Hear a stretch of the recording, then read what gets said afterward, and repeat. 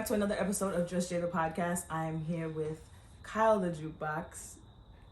Oh, you want me to? Yeah. What's up, everybody? It's Kyle the Jukebox. If you heard it here, you heard it clear. It's the world greatest here. Let's go. You got a whole slogan. That's fine. Wait, say it again. Wait, go. What's up, everybody? It's Kyle the Jukebox. If you heard it here, you heard it clear, and it's the world's greatest ear. That's it. What? That's the intro. Bro, I you know, it's crazy. The way I came up with it was really, I was doing an event, and I felt like I needed to have an intro on some shit. And that whole day, I was just like, what am I about to say? And it just popped up like, it was initially, it's Kyle the Jukebox, the world's greatest ear. And if you heard it here, you heard it clear. Then I really cut it and just did, it's Kyle the Jukebox. If you heard it here, you heard it clear. That was after an event I was doing. It was Akeem Ali's. It was his Kimi Casanova project. He had did a listening event for it. Shout out to Akeem Ali. We was doing the interviews for them, and I was nervous. I was fucking with him at that time. I was like, yeah, that's he liked that. I was so excited to interview him. I was like, nah, I gotta make this sound good. So I was like, yeah, let me just go ahead and do that. This your first podcast? It is. I've seen so many, like you know you be scrolling on TikTok and stuff like that. And I was just like, man, I could be on one of these. I just be wanting to talk. And here we are. Because we were talking. My mom made it. My mom made it. How long have we been talking about this? Like months at this point. Months. Okay, bet. Months. It's been bound to happen. Facts. I'll be up here enough. In New York? I'll be up here enough. Nah, there's nothing up here. I'm trying to be where you at, for real. There's nothing up here. Everybody says that. There's nothing. No, it's easy to get stuck. That'd be my thing. Like, there's so many people I know that are still stuck here. Facts. So I don't even be trying to get locked in for real. Facts. So you're out here in New York to do what? So like, you know, my family out here for real. So I ain't seen them in the grip. I'm always coming out here to see, you know what I mean, my peoples, my niece, my nephew, my brothers, my sister, my moms, you know what I mean. I always try to come out here and see them. But you know, also this weekend, Morehouse and Howard are having a football game at HBCU Classic at MetLife Stadium. Shout out to Morehouse College. You already know what it is, the house. I would say shout out to Howard, but y'all about to lose. So. All right. Don't have them in my comment section talking shit, bro. Look, take them, bro. I ain't got nothing to do with I it. ain't in it, okay? I ain't got nothing to do with it. So I came up here for that. I also performed yesterday. They had a poetry performance called HBCU Vibrations. Shout out to Spoken Word and Chill. Cool vibe. If y'all in New York, go visit Spoken Word and Chill. They like that. Yeah, I came up here for the performance early, came over to spend some time with family, and then the rest of the week is really like celebration. Yeah, celebration with my peoples, you feel me? When did you know that it was time for you to like leave New York? Like, what made you go to Morehouse? Sheesh. My journey to Morehouse kind of started in AV. Shout out to Amityville High School. My track coach at the time, Reynolds Hawkins, he did a HBCU college tour. He's a graduate of FAMU. And he used to tell us all the time about, he was putting us on game early about how black people were treated and how, specifically in Long Island, the racial disparities and how we were seen in our school district and things of that nature. So he made an effort every year to bring, I want to say 40 Amityville High School students to HBCUs. And we used to do like 2-3 a year. And it had to be my 11th grade year, I think. We visited FAMU, Florida State, Lincoln, Cheney, and then the AUC. I honestly thought I was going to go to Virginia State. And then we went to the AUC. I went to Morehouse. And we walk around Morehouse campus. And I tell this story actually at Morehouse a lot of times. And I saw a dude on camp. He was wearing a suit. And you see all these dudes wearing suits, but this suit was crazy, crazy. Double-breasted, pinstriped. I'm looking at this like, yo, I ain't never seen a suit like this, you feel me?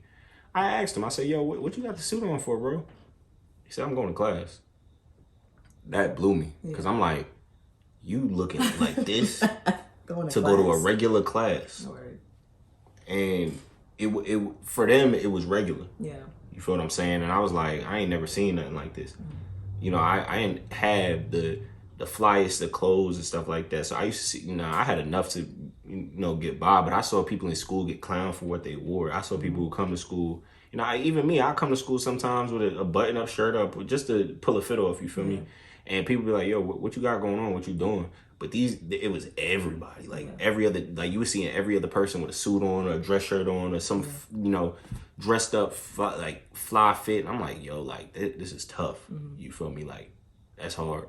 And then just doing more research, seeing the alum who came out of Morehouse. You know what I mean? Like, you got alum like Spike Lee, Samuel Jackson, Martin Luther King Jr. You feel me? All you got all these people that came out of Morehouse, and you reading up on them. Like, I'm reading about them in school every day, every year, not even knowing what Morehouse College is. That's one of the disparities I feel that when it comes between New Yorkers and HBCUs, because we don't know nothing about them for real. Yeah, people just now getting hit. Yeah, at least when I was in school. So, he took us on the tour, and at that point, I was like, yeah, this is where I want to go. Senior year came around, I applied, and it was one of them things where it's like, once I got in, I had to go. Yeah. I knew that I wanted to do a lot more than what was here.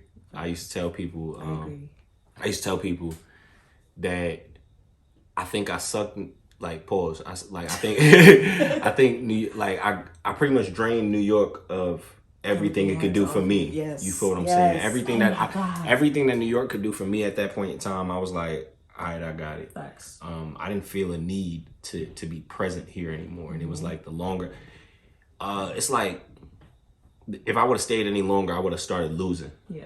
And you just got to know when to jump ship sometimes. Facts. I ain't had no family down there. I still don't have, not family that I know of, or people that I seen every day. I had never been to Atlanta besides that college tour. My first time was the college tour. My second time was when I went to school.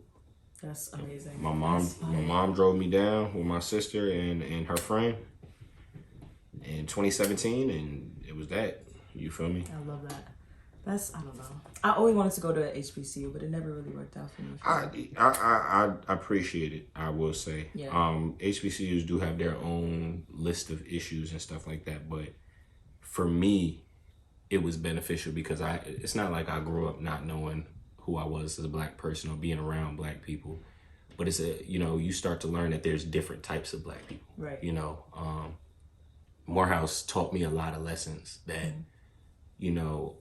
either I was ignorant to beforehand or truthfully I just didn't know. Yeah. Understanding the economic disparities between the black community itself, understanding and learning how to properly respect the LGBT community, Facts. These were things that I was not keen to before coming down to Morehouse. I was knowledgeable. I had some knowledge, but it wasn't something I cared about. Yeah. Because it didn't involve me. It didn't have nothing to do with me.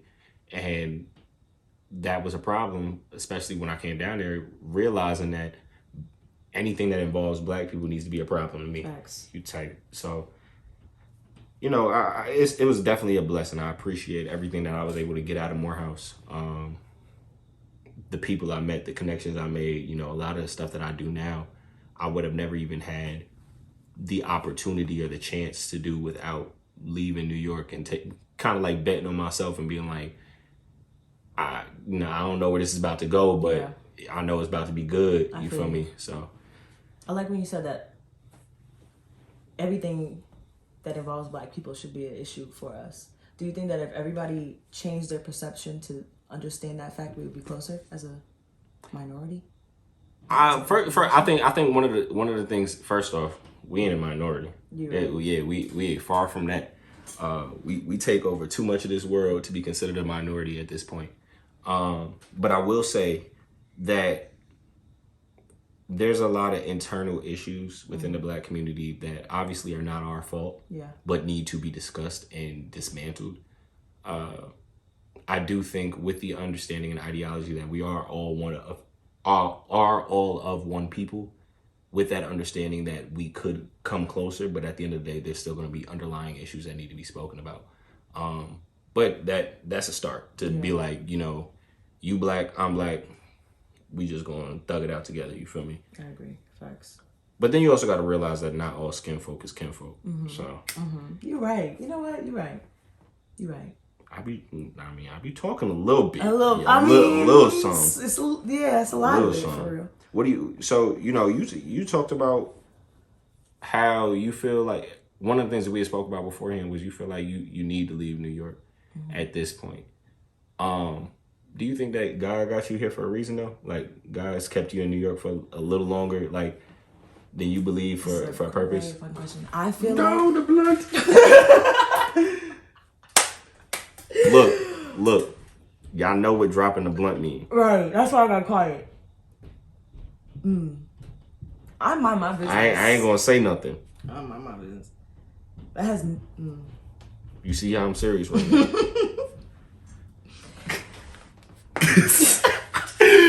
Don't mind me, I'm bullshit. Nah, but that was mad funny. I'm weak. I tried. That was a good question though. To be honest, I feel like I needed to stay in New York as long as I have because there was a lot more things that I have to learn. I feel like for me right now, I'm in like a process of like, I wouldn't say reinventing myself, but I would say I'm trying to really find out how to provide for myself for real and not really need nobody to help me do it.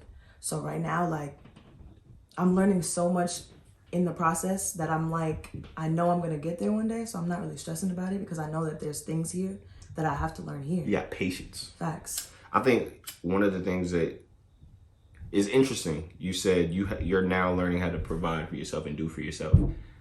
I think one of the things I learned going to Atlanta so early was that it's not all done by yourself.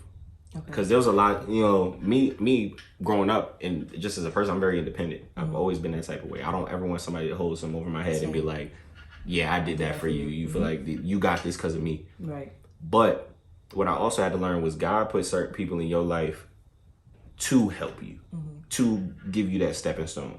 You feel me? There's a lot of times I had to break my pride and ask for help. Yeah. On some stuff, and people were like, bro, you could have asked me this, like I would have gave it to you. It's cool. You feel what I'm saying? Like it's nothing. But just when you've done for yourself for so long, it's hard for you to realize that you can't do for yourself all the time. So that I think that was one of the biggest things I had learned leaving for real was, nigga, you need help. Like don't be afraid to ask for help. Some people are here to do specifically that. And in learning that also, I then learned the importance of that circle and appreciating that circle. Facts. There's people that's done stuff for me within these last, I even say 2-3 years that, I give them my last for. Like they can take the clothes on my back, the food in my fridge, they got whatever from me simply because of how they treated me when I was low. Facts. You feel what I'm saying? So, and that's just simply because it's hard to ask for help, and some people realize that and they still want to help. So you take care of who take care of you. Facts.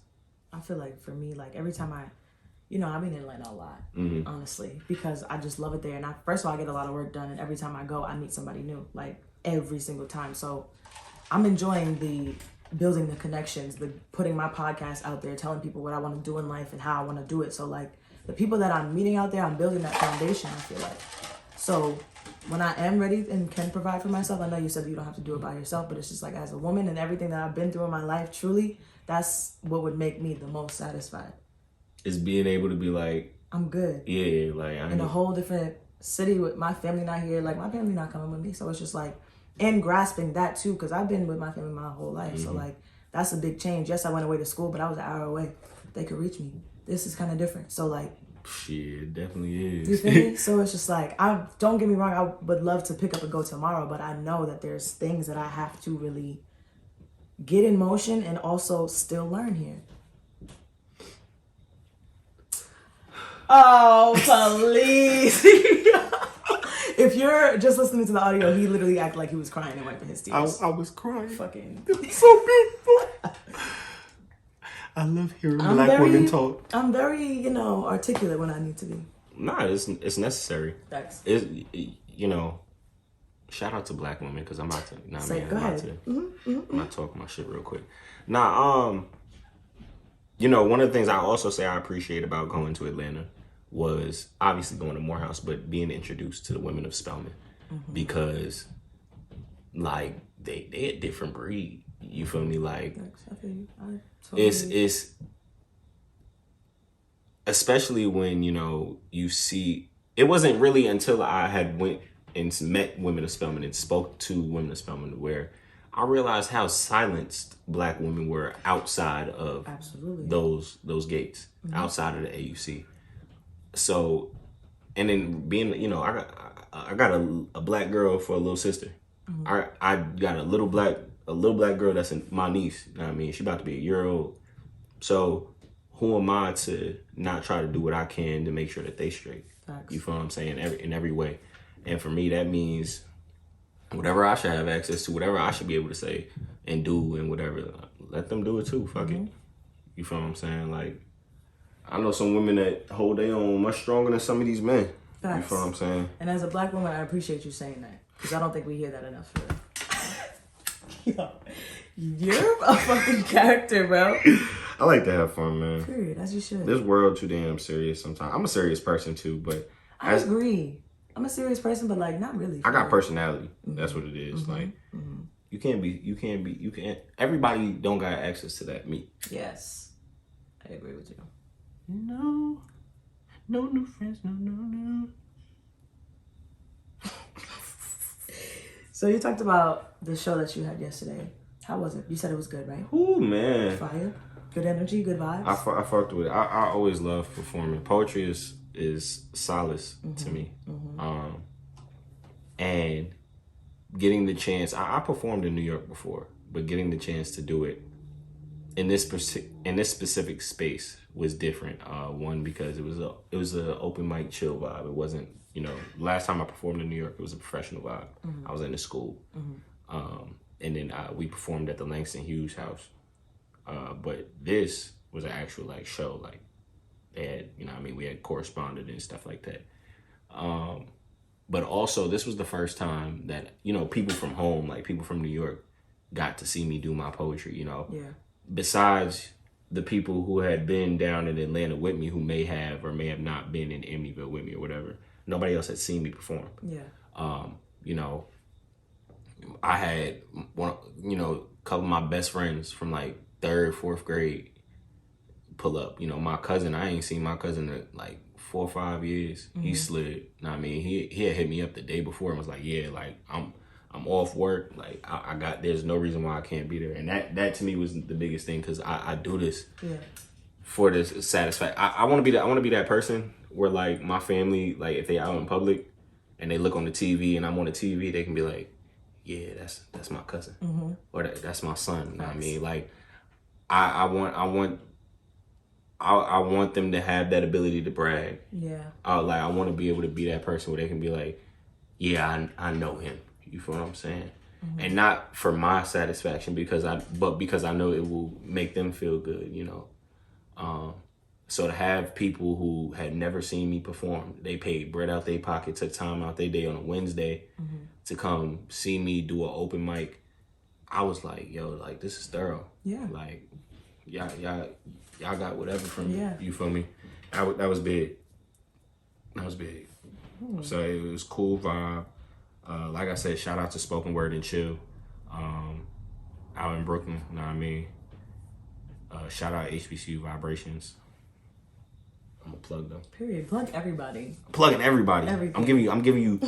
You gotta tag every single one. There's you no reason. To me, though, I can't. There's no reason why this podcast should not be everywhere after this, because I'm plugging everybody. If I say your name, I'm probably going to shout you out, which means she gonna have to tag you.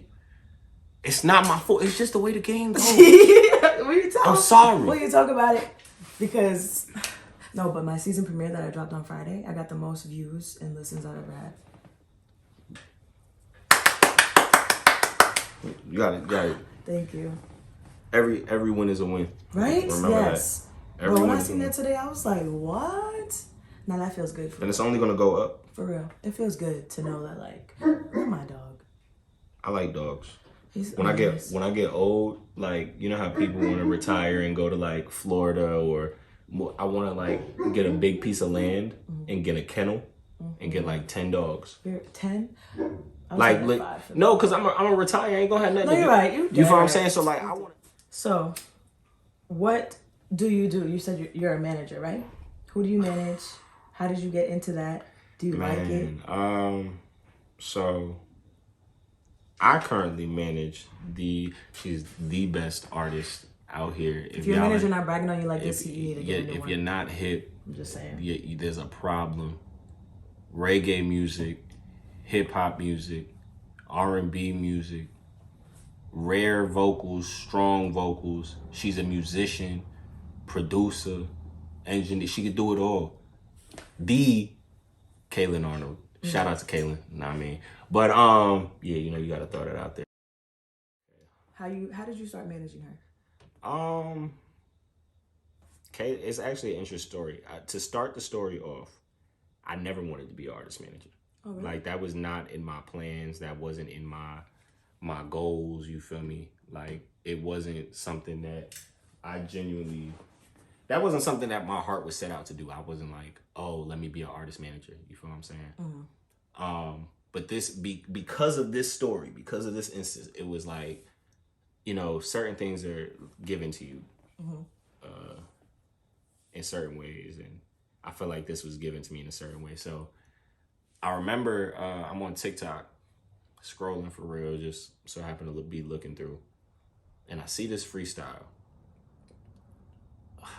One of my favorite freestyles from her. She please do not make no comparison. Shit is embarrassing. We never heard of we unaware of him. I was like, yo, like, who is this girl? This girl is tweaking. You feel me?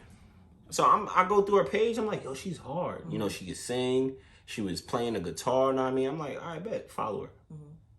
Time goes on. In Atlanta, there's a creative space called Peter Street Station. Shout out to Peter Street Station. My favorite spot. I kid you not. I'm there religiously every Wednesday. Okay. I don't be going nowhere else but there for real. Or I'll be in the crib. The vibe is like, it's live instruments, I mean, wine and all that other stuff.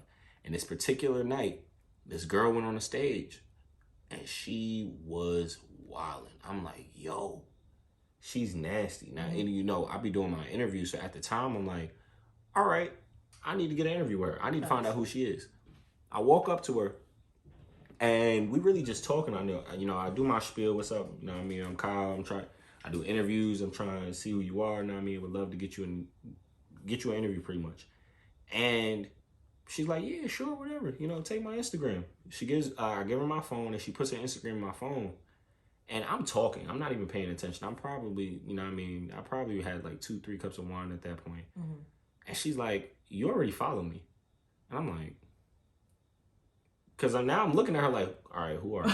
I honestly, and this ain't even no like crazy stuff. I thought she was some like, when she said that, I thought I probably was trying to talk to her or something like that. So I'm like, oh, dang, like I'm bugging. And I'm looking at her, I'm like, who is this girl, bro?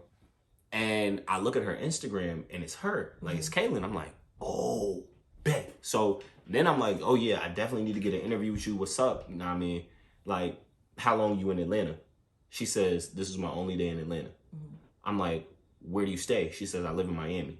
I'm like, I bet. Well, next time you come up to Atlanta, let me know. That was her first and only time in Atlanta.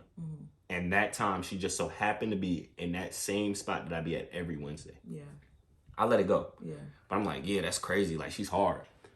Fast forward, one of my homies, he ended up snagging an intern job with Motown. His name is Amir Duke. Shout out Amir. That's hard. He's crazy. Grabbed Motown, Recording Academy, TikTok. He United Market. Shout out United Market. He's crazy. My boy Amir be on that. But he, we talking and he's like, yo, I'm an A&R intern for Motown.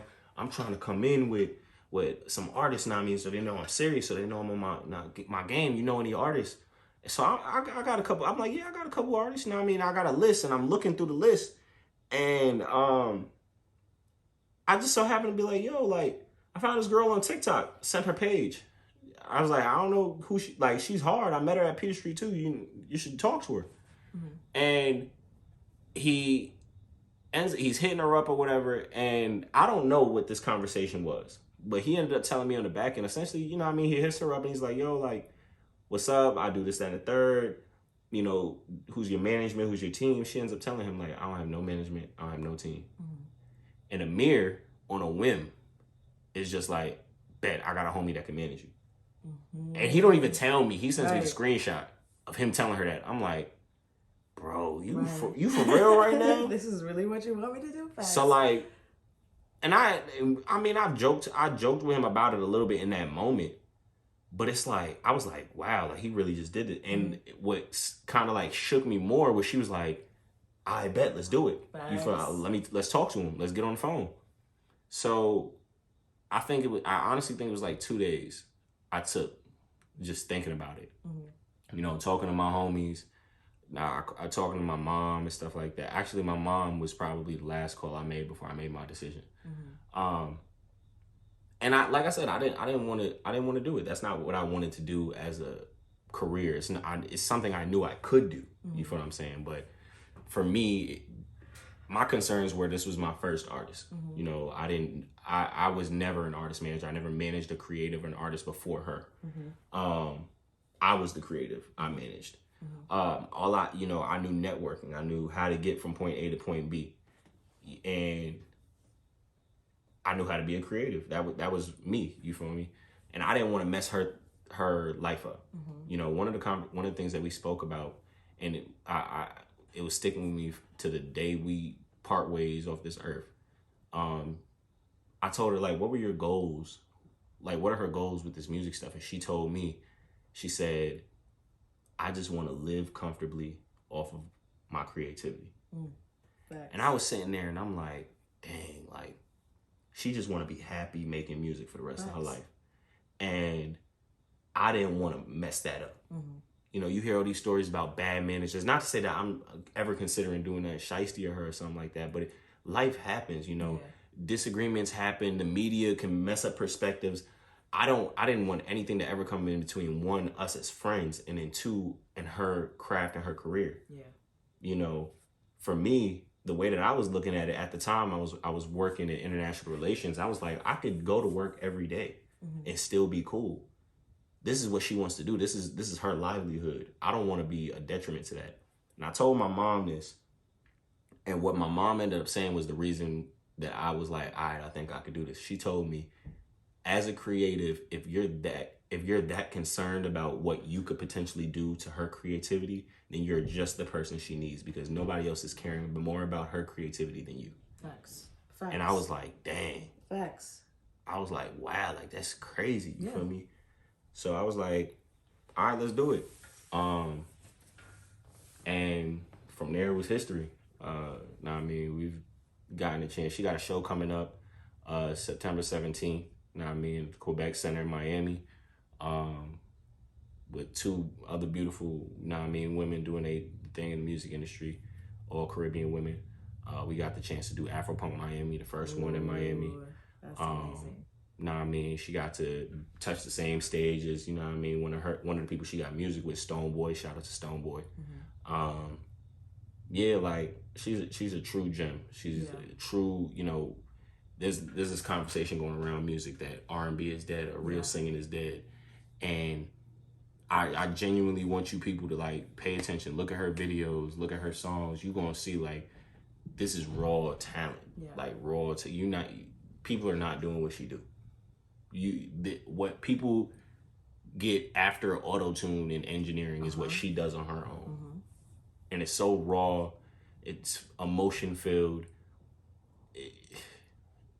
She's a gem. And I think that's one of the only reasons why I'm content with, being her manager. I love being her manager, because she's truly a gem. Creatively, as a person, she's an amazing person.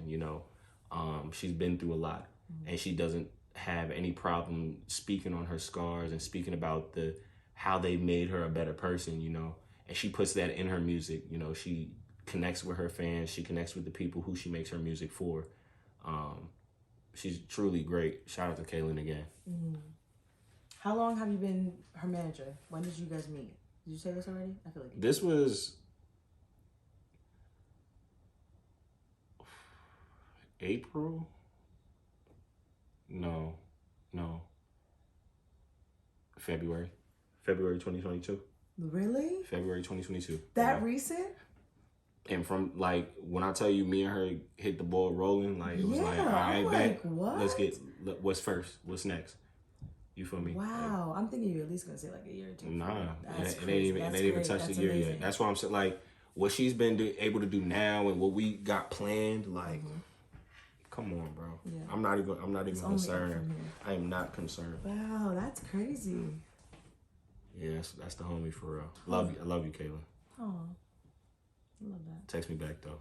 we got stuff to talk about, bro. Right, we got some work to do. We got stuff to talk about. EP coming out. Really? Do you? What's your connection with music? Do you love music? That was a good question. Yeah. Crazy. Nah, music is everything for me. I was raised in the church. I was blessed to be around musical people. You know, my father probably has one of the best male voices that I've ever heard. Yeah, maybe that's just me being biased, but that man can sing his behind off. My grandma, she had a beautiful voice. She ended up getting vocal surgery, but she was also an organist. Wow. And a pianist. So, you know, I remember going to her crib. To this day, she still got the piano there, and she'll occasionally go and play. But watching her play, I remember asking her to teach me how to play and all that, you know. And then just like, it was always around us. We, you know, growing up. My sister, she sang, you know, we were in the choir together and stuff like that. My brothers, they fooled around with rapping and writing and poetry and stuff like that. So for me, music was just, it was just there. It was something we grew to know and love.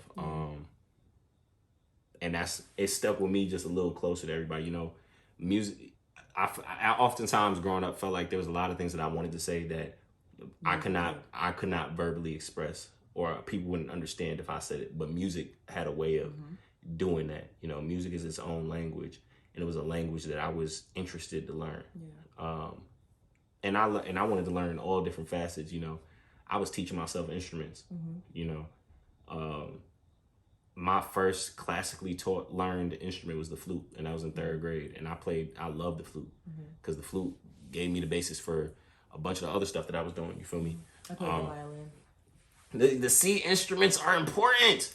You feel me? You learn the treble clef first, and then you go. You just learn everything else. I definitely played the violin. I was in that bitch. I was really nice too. Nah, but yeah, like I played the flute, and then. Why are you trying to match me right now? You my son for real. Stop playing, bro. Really? You my son for real. And I love it. You know what I mean? I continue to learn instruments. You know, I was singing all the time. I didn't want to be a professional singer. I can sing. But my mindset was like, if I can't sing, like if I'm not the best male vocalist, I don't want to sing. Like there's other people that can take that spot. I feel you. That spot ain't for me right now. But you know, I was having fun with it, you know, doing stuff like that. I was in musicals growing up. You know, I remember being in my high school musical. We did Little Shop of Horrors, and I was the voice of Audrey too, which is heavily just vocals and singing. So, you know, I was doing that. I was in the drum, you know, I was a drum major for the band. I mean, I was doing all that type of stuff. Music was all that. Then, you know, I got into poetry. Easy, you know. I grew up listening to everything, you know. Gospel, R&B, rap, hip hop, Disney Channel songs, you know what I mean? I could probably sing every not the Disney Channel original movies, but the actual Disney movies. I could probably sing every song from like all of the movies, from the first movies. I can do them till like Moana, and then after that, it depends. It depends. What's your favorite Disney movie? Can I give you a top 5? Yeah. Ooh, you got 5? Go ahead. Bro, I watched Yeah, I watched go. like Disney for real. All right, so Okay. and this is in no particular order. I don't. Okay. Please don't judge me. Please don't judge me. I'm telling you. Nah, because I'm about to hit you with my top 5. Nah, because I'm about to hit you with some you probably ain't even heard of. This is in no particular order. Let me get this out the way because I know you're not gonna know it. Oliver and Company. I've heard of it though. Oliver and Company. That's my movie. Okay. It's about an orange cat in New York City. An amazing movie. Mulan. That's a great one. That's a banger. One. Yeah, that really is a banger. Now this one I'm gonna pick simply because of the soundtrack. Like the soundtrack genuinely makes the movie like a 10 out of 10. Tarzan. Okay, yeah. Phil Collins put his foot, kneecap, thigh, and right ass cheek in that whole soundtrack and just ran it. Sheesh. For the culture, Princess and the Frog. Stop! That's definitely on my list too. For the culture, you got to do Princess and the Frog. That one was hard too. And I'm gonna keep it a whole band with you. I'm gonna pick these last 2 because these are the only Disney movies that ever made me cry. The Lion King. Yep. And Soul. Oh my gosh. The Lion King and Soul. I totally forgot. I watched Soul. I was so fucked up after that shit. Not even fucked up, but it just. I remember the day that movie came out on Disney Plus. I was sitting in my room in Atlanta, and it was oh my gosh, it was a terrible time. And that movie came out. Facts. And that movie. Time for me too. That movie came out. I'm sitting there. It got to the part at the end where he started playing the keys and he got I was in bed with COVID. I was sick. I was sitting there, tears dropping on my. I'm like, yo. That movie is really like that's one of the ones you have to watch. Jamie got that one. Yeah, word. Soul is top tier. Nah, but yeah, I watched Disney movies for real. Like I watched a lot of Disney movies. I watched a lot of TV. Like TV was a big thing in my career. We had fun. I need to hear your top 5. First off, we're not going to skip past it. I definitely gotta say Lilo and Stitch. I can respect that. 100%, because that shit was. It taught me Hawaiian. That's not the language. I didn't mean. No. What is the language though? I don't know. We gonna. Shit. Okay. You can't. It's right there. He's on live looking for his phone. Never trying to match me in a white tee because he know I had this white tee on. I'ma just, you know what. But you know what? It's cool. Lilo and Stitch. Okay. Princess and the Frog for sure. Okay. You know what's really, really, really my movie? Like, don't say no foolishness. No. I have watched this shit over and over and over again. Incredibles 2. The second one was better than the first one. Did you see him? I did. I saw both of them. I'll agree with that. I'll agree to that. Yeah, the second one was hard.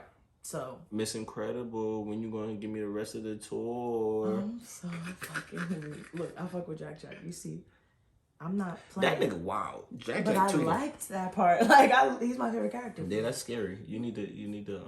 Jack was he just. You need to go talk powers. to the lady. He had powers, and niggas didn't think he had powers. So he was like, "Nah, I'm gonna show you." Bro, he was 5 months old, and he needed to mature a little bit. This nigga popped out with 80 different powers. He should have been older for real, just a little bit.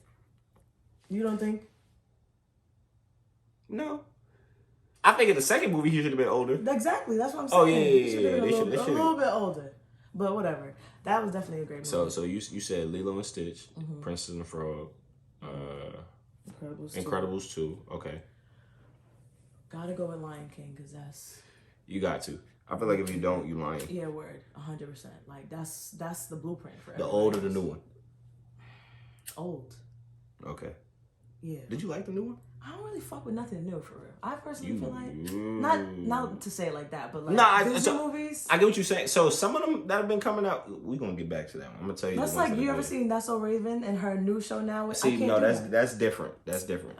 But like the movies, like I just watched they just did a remake of Pinocchio on Disney Plus. Really? That's really good. I liked the Lion King idea. I did. I think the casting is where they went wrong, and I'm not gonna say anything more about that. Yeah, no. But some of them are. What's another one? The Jungle Book, the one they did that. That was good. One. Jungle Book is really good too. But boom. So Lion King, you got one more. The Proud Family movie. You can't say it wasn't fire. Okay, yeah, that shit. I respect you. Yeah, that one. Mm-hmm. Right. Yo, he just did the peanut dance. If you know, you know. Bro, yes. That's the... Nigga popped on and he said, "Hi, I'm Cashew." Yo! Bro, that... Yeah, those are my top 5. And they all bangers. For real. Bangers on bangers. Man, I watched movies. Niggas had the VHS, like... Yeah. The cassette tapes, bro. Yeah. We watched everything in my house. Like, movies, Cartoon Network, Nickelodeon. What's your favorite movie of all time, though? Not Disney. The Color Purple. Oh. Color Purple. That's my mom's fault, though. You know who probably would be very happy you said that? My dad. He loves The Color Purple. No, don't even start. Who's my life? I fight. I loves Hoppo. But I kill him dead. Silly put them 3 fingers. She said, Nah, yeah, the acting was impeccable. Nah, that's one of my that's probably my favorite movie of all time. I got a lot of movies that I fuck with for real though. Like I watch a lot of movies. Like a lot of movies. I say any Harry Potter movie after the third one, the third one and up, put them on my list. Fucking How many are there? 9. Oh nah, see? You bugging. Harry Potter.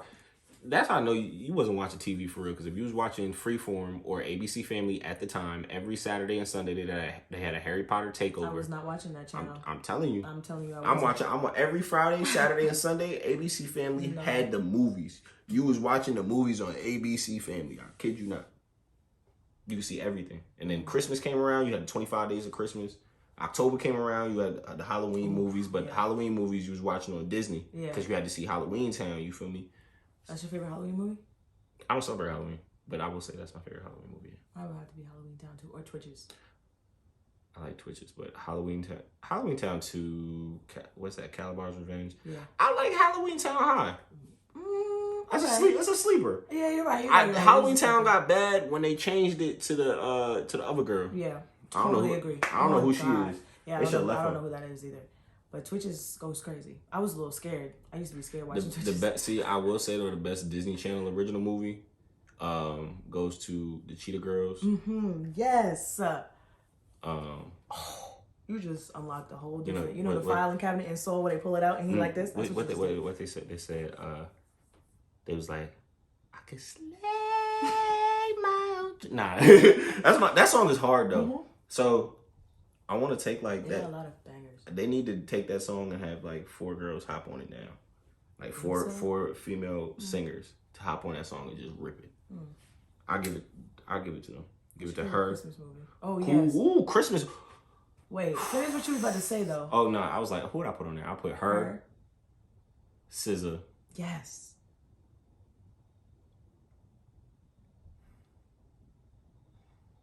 You know, Ari. I'm gonna throw my girl Ari on there. Rightfully so. And then, Jasmine. Blew him out the water. 4 for 4. Cheetah Girls got it at that point. Yeah. Those is tigers. They will rip that shit apart. Those is tigers. Yeah. Nah, but I love Christmas. My favorite Christmas movie. I love Christmas too. My favorite? Elf. That's my mama's fault too. I like Elf. I like. Oh no! I lied. I definitely lied. I like Elf. I do. Shout out to Elf. But the Polar Express. The Polar Express. That's You're right. We got so many great movies, like. And they ain't making no good movies like that no more on TV. At all. You will never get another Polar Express. You will never get another Lilo and Stitch ever. If they tried to redo Lilo and Stitch, I'd be upset. Me too, because like Lilo. I was about to say that's one of them ones you gotta leave alone. Yeah, there's certain ones you don't have to touch ever again, for real. I do have movies that I do think they should redo. Like what? I don't like Aladdin. They need to redo Aladdin. I think they need to do a live action remake of Tangled. Yes. Agreed. I think, and I will put all my money and backing behind this. If y'all need help casting this, I can help y'all with that too. Atlantis. Atlantis. That movie would be amazing live action. No, fucking amazing. I swear to God. And they are just not putting their bread behind it. You don't like Aladdin? Okay. I don't like the cartoon. I don't like the live action. I don't like none of it. I feel like Aladdin was just, they could have did that I don't know. They could have did it better. And it just was like, I don't know. They could have did it so much better, I feel. With the live action one? Or both, for real. Probably. Yeah. Probably. Yeah. But it's Aladdin. Yeah, you know what I mean? It ain't. Which way can you really go with Aladdin? I don't know. They created that. They created that storyline. Exactly. I was just here to watch it. The storyline should have been better, but I mean, whatever. My favorite Christmas movie though is This Christmas. In this Christmas. Yeah. That period. Very special Christmas. Ask my mom. I fucking play that shit every day. Okay, singer. What is it? Ain't gonna miss you too. Right. That's Chris Brown's song at this point. Facts. He got that one. Rightfully so. He really did his thing with that one. He did. I can't even. I was about to try and combat it. I can't even say that. No. He did. That's his song. Yeah, that's my favorite movie, Christmas movie though. My favorite movie. Well, I have a lot. I was about to ask you. Give me 3 movies right now. ATL for sure. I know that shit front to back. Okay, no. I like the storyline was fire. No, it wasn't. It was a back end. No, so I don't even think it was a back end movie. So my thing with ATL, I think what really messed it up for me is BT played it every day. I've seen ATL so many times. I'm tired of seeing ATL. Between ATL, Diary of a Mad Black Woman. Oh yeah, I'm sick of that one. They play those movies everywhere. I'm tired of them. Nah, but I love ATL. I liked the whole. I don't know. I like the whole thing about it for real. I really know the manuscript. Give me back my chain. Yeah, I know the whole manuscript. Selena. Love that movie. Want to hear something crazy? What? I ain't never seen that movie. I ain't never seen Selena. I'm kind of disappointed because it's a good movie for real. I believe it. But, I mean, whatever. It came on VH1. I don't know why I ain't finished it. I fell asleep. Crazy. And then you got one more. Damn, what is the name of this movie? I wonder if you've seen it. What is it called? I want to say Den of Thieves, but I don't know if that's it. That sounds like it. That sounds familiar. With 50 Cent in it? Yeah. Yeah. That movie? Yeah. Go stupid. Seen it 5 times. I probably need to see that too. Oh yeah, that was really good. Yeah, that's definitely up there. I don't know. I'm about to write a movie. You should, for real. It's not gonna be a biopic. I was about to say it's gonna be a biopic, but I was gonna say that it should be, but I mean, that means I gotta tell somebody my life story. Yeah, that's a lot to remember. Oh, yeah. You're right. I mean, you're right. I don't need people in my business. I say that too, and then I'm on a podcast telling people my business. So, I mean, you gotta figure it out. So like, would you? All right, boom. So like, would you ever like have like your significant other on here with you? If I had one, yes, I would. I would because, like, I've actually kind of thought about this before, but not really. I would because, well, it just depends. Well, it doesn't depend, but like, I can't really speak on it because I don't have one. But I would because I like to hear different perspectives and like, you know, I feel like it would be cool. I think that's important. What? To like have them, I don't think every conversation should be a podcast conversation with your significant other. But if you have, like, in your case, I would say that would be like a cool vibe having them on the show. Not an every week thing, unless like y'all have like a couple show. But once, hello, we got a special guest today, guys. And it's my whole man. Yeah, I would love that. One day soon. Don't sleep on it, but yeah, I thought about that before. Definitely. Get paid for it. Word. Hey, I'm telling you. So, yeah. Are you having fun? I am, actually. I'm having the time of my life. Yo, oh my God. He just did a little dance, and I just had to make sure he was having fun for real. I'm having the time of my life. This is cool. Alex, we're just having a conversation. I feel like, I don't know. You're really like, to be honest, like, how do I explain this? How do I say this? Lord. How do I say this? No. It's good for you, but how do I explain it? Like, for me, I feel like It's an honor for me to have you for real. You feel me? Oh man, I ain't know like yet. As an interviewer, you know, you like up there with the. You know, and I appreciate that genuinely. I think one of the things though that I try to always tell myself is in people I'm close to, like they be like, bro, don't say that. But I'm really nothing. I'm nobody yet. I'm far from where I want to be. I'm far from where I could be. And granted, that doesn't dismiss anything I've done. Right, that does not dismiss anything I've done. You know, I've been blessed with a lot of opportunities. Yeah. I've been blessed with a lot of, you know, connections and a lot of things that many other people that I know have not. And I'm always thankful for that. But I also know, like, I could do 10 times more. I feel you. I could show. I got a lot more to show people. You feel what I'm saying?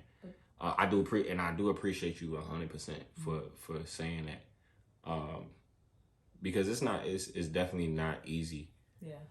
Especially at our age to be like, you know what, this is what I want to do. I'm about to do this. It's no turning back.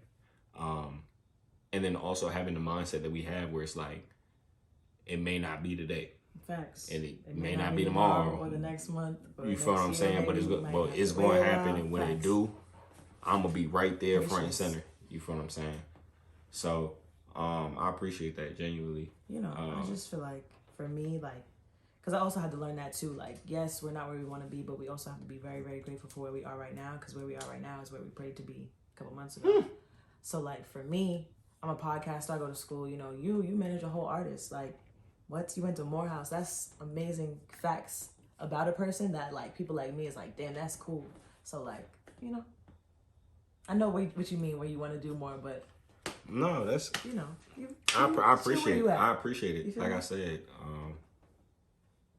I try my hardest to give everybody their flowers while they can still smell them. As do I. And in saying that, you know, it's always cool when somebody does the same back. To those who love to give, it's oftentimes weird to receive those congratulations or that praise. But when you do get it, you know, inside you're like, yeah. Facts. I appreciate that. Facts. And I do genuinely appreciate that. Facts. Truly. I got you. I told you I made it, mama. I told you. I'm so dead. I'm trying to, like, I've been on this 30-day challenge, right? Okay. 30 days of discipline and strictly focusing on improving my daily habits, right? And day 4, okay?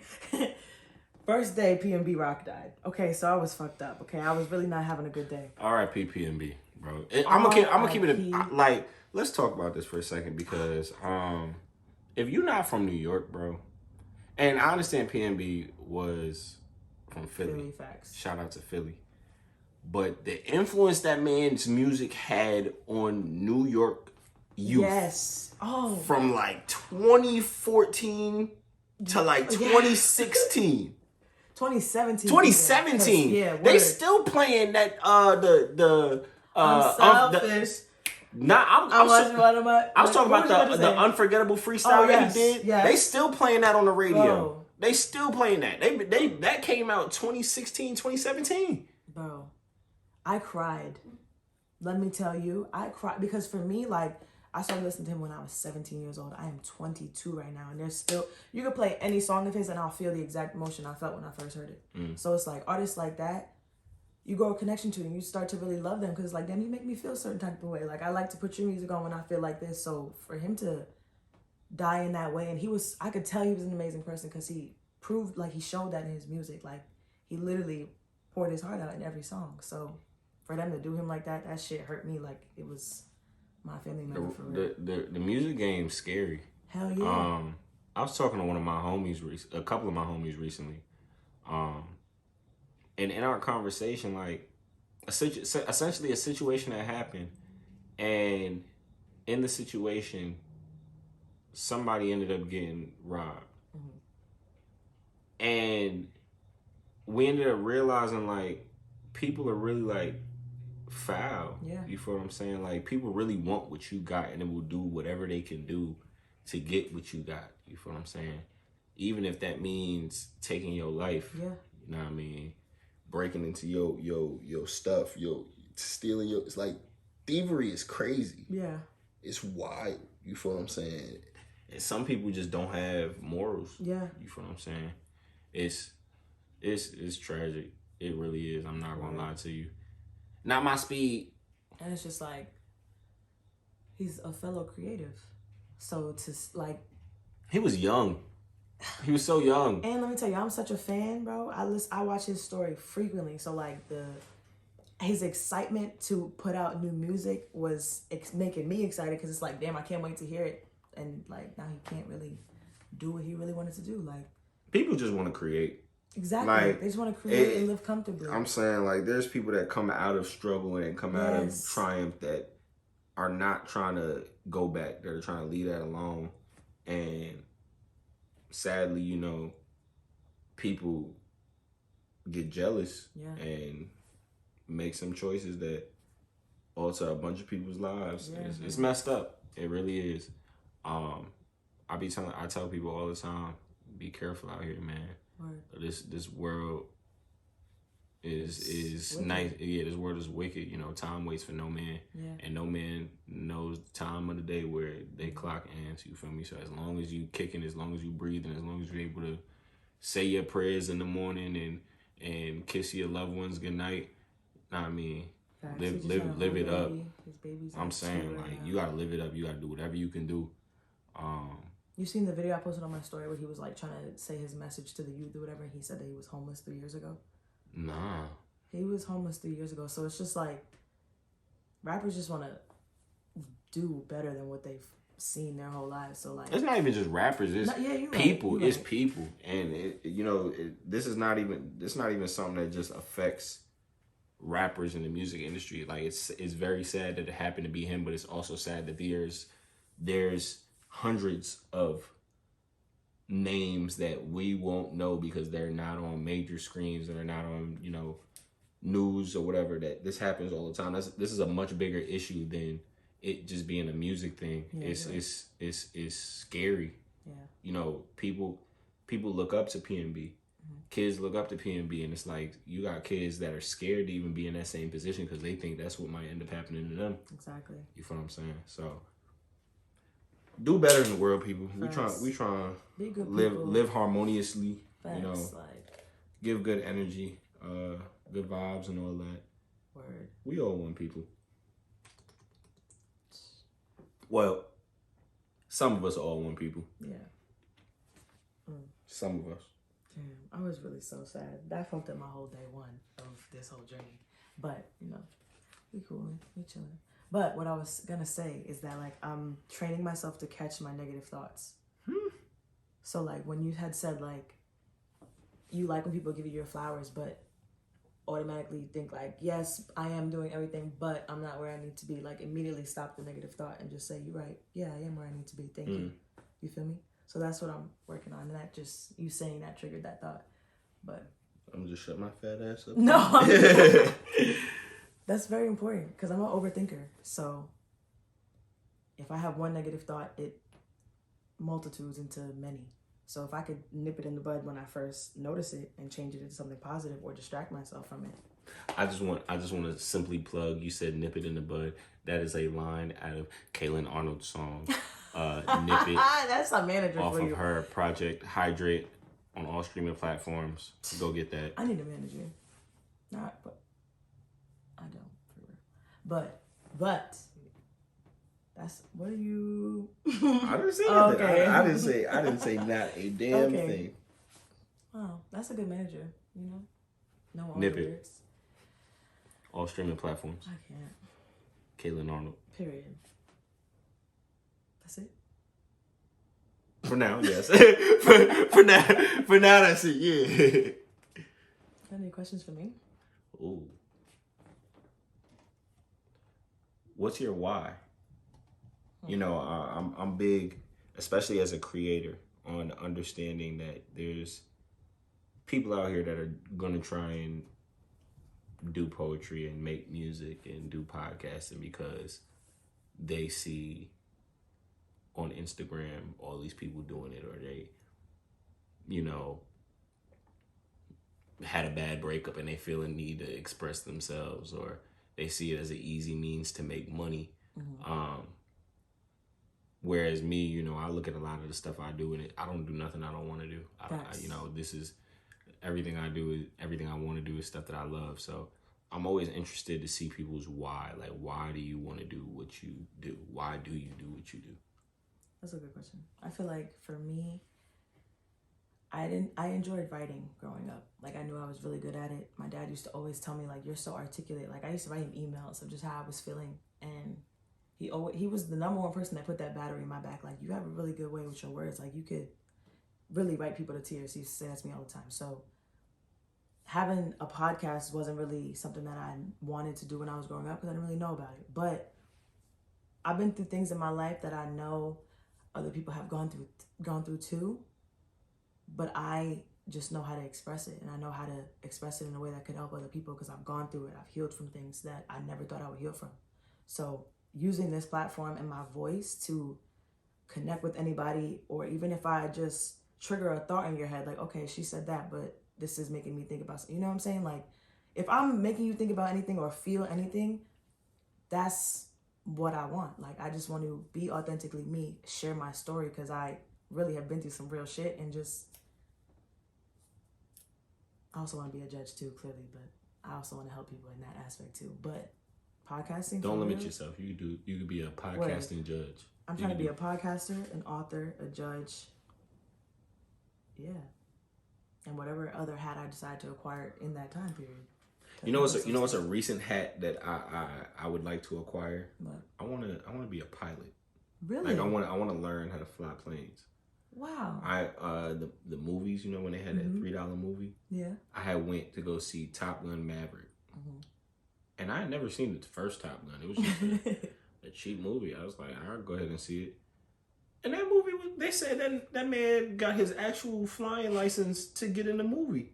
Really? Tom Cruise, is Tom Cruise in that movie? Really? He they gave him like he's like part of, like, he's a Navy pilot. Wow. Period. Like an honorary Navy. I'm like, wow, that's crazy. Granted, there's people that go through whole ass boot camp, but cool, you feel me? I want to learn how to do that, or at least learn how to fly like my own little small plane. Facts. Like, I could fly myself from Cuba to Jamaica and to Miami and back. You feel me? Like, I want to be able to do stuff like that. Facts. So that's a new hat that I would like to acquire. And I sat next to a pilot on my plane up here, and he was talking about how, like, he pretty much don't pay for flights. Period. Because I drive the bitch. Like, he was like, you feel me? No, so he was like, what he'll do is, say if he's on vacation or something like that, he'll pay for those flights. But he gets, like, rewards and points and stuff back. But, like, say if he's just going somewhere or whatever, or just moving through, and he has his wings on and stuff like that, pretty much they hop on other planes and they're like, yeah, I need to be picked up, go here.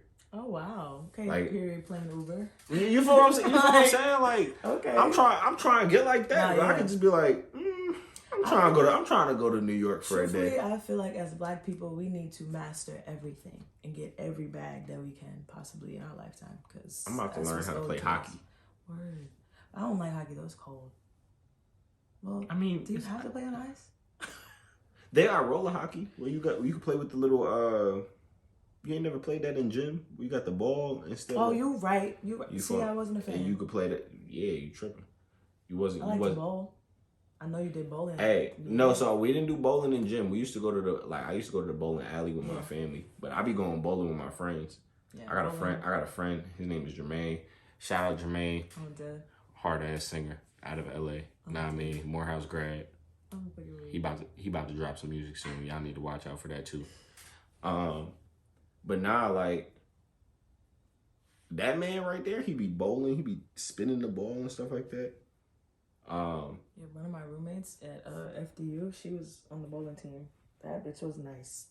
She was fucking people nice. Get paid to really, like, bowl. Yeah, bro. And they love to do it. Because it's like, I'm just playing the game for real. They need to start paying people to skate. They need to start paying me to breathe.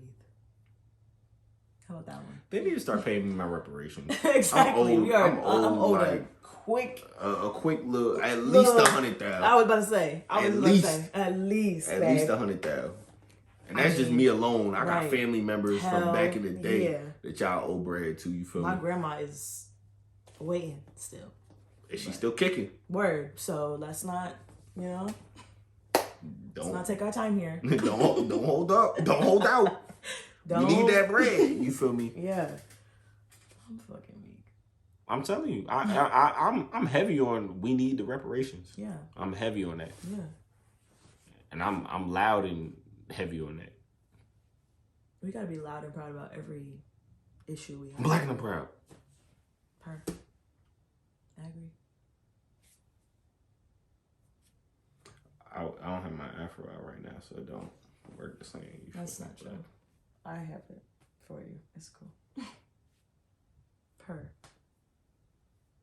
It's a black. Oh, see, and it say don't fold. Stop playing with me. Period. You see it. I do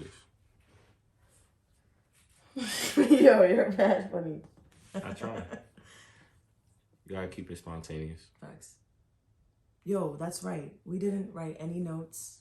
We didn't. I usually tell them that I have notes. We didn't write any notes for this. Let's talk about it. I didn't tell her not to.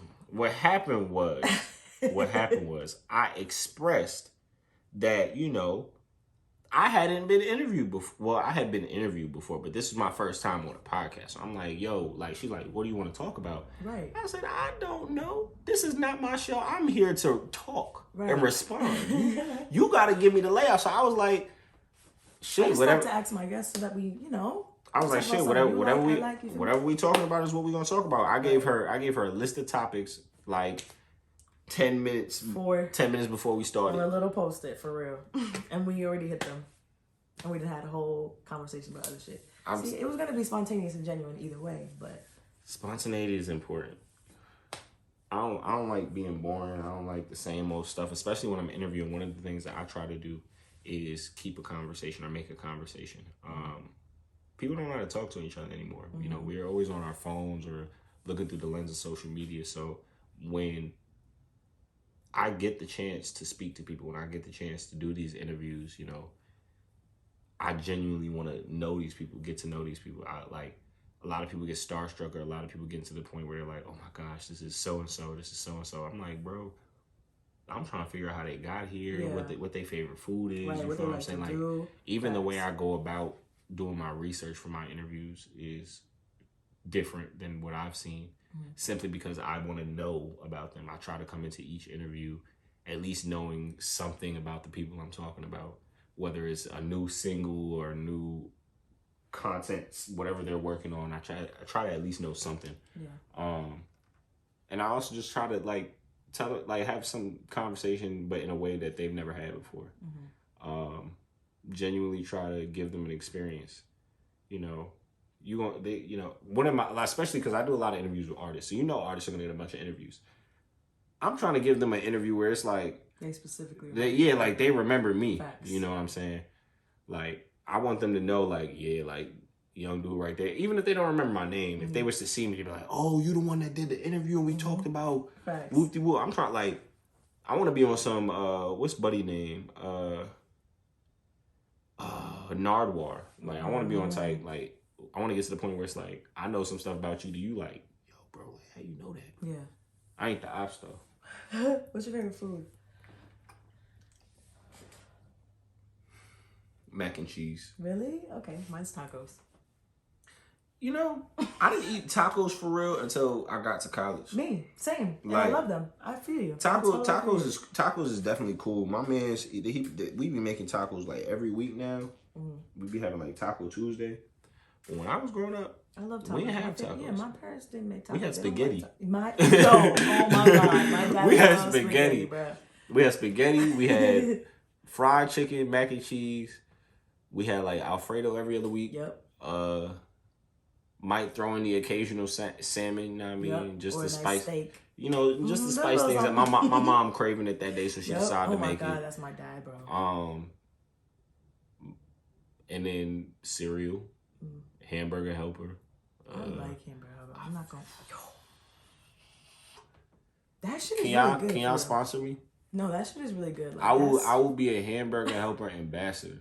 I sit there and eat and never be ashamed of it. You feel me? But I'm only gonna eat the 3 cheese joint or the hamburger joint. I'm not gonna do the stroganoff or whatever. I don't know what none of that is. I'm not gonna try it. That shit wasn't that wasn't. It's not hitting. What's your sign?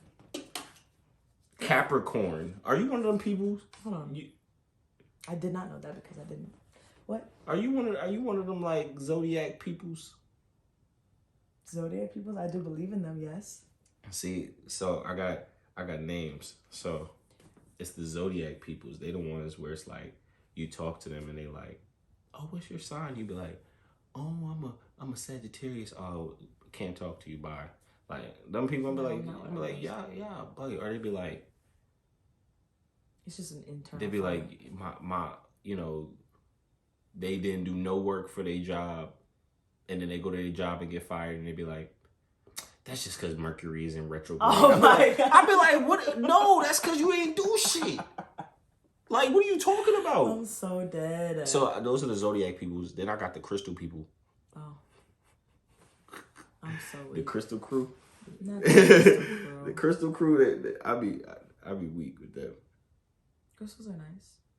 Yeah, they look nice. Okay. You put a light through them. They ball that. Now I let people believe in their own vices. If that's what makes y'all happy, and that's the higher power and thing that keeps you from killing people every day. Go ahead. Facts. I'm not trying to be put on a t-shirt anytime soon. Facts. I appreciate you for the conversation. I appreciate you, genuinely. It's been a long time coming. Oh, that's a banger. But I came and I spoke. And that shit is in ATL, so. On Just Jay's podcast.